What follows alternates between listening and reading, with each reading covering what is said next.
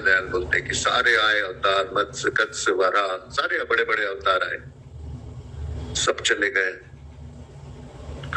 और इसमें जो है हमारा भी ये जो आना जाना होता है,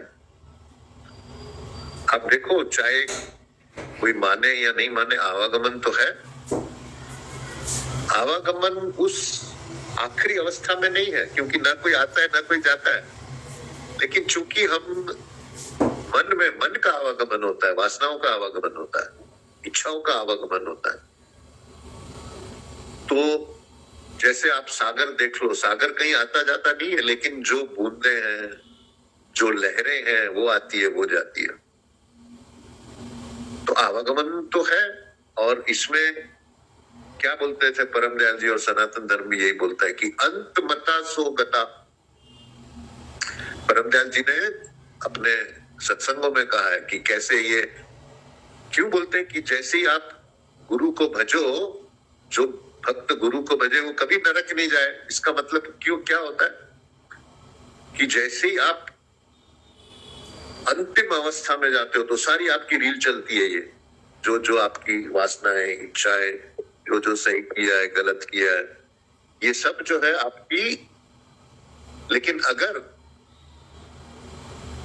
आप अपने गुरु के ध्यान करो उस समय, या जो जो गुरु की बातें हैं वो आप ख्याल में लाओ, तो नरक जाने से बच जाओगे, यमराज से।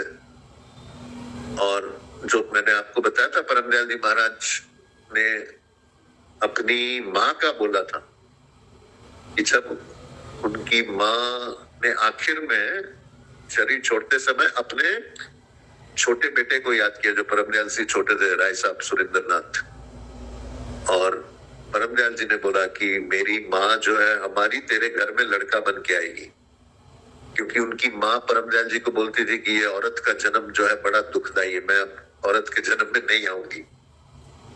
और फिर जो है दूसरा उन्होंने एक किस्सा बताया है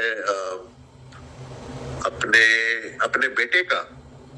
आप लोगों ने परम दयाल जी महाराज के सत्संग में सुना होगा, उनका बेटा छोटा जब गुजर गया तो परम दयाल जी की धर्मपत्नी ने बहुत उनको तंग किया, बोला, तंग नहीं किया, रोती रहती थी वो।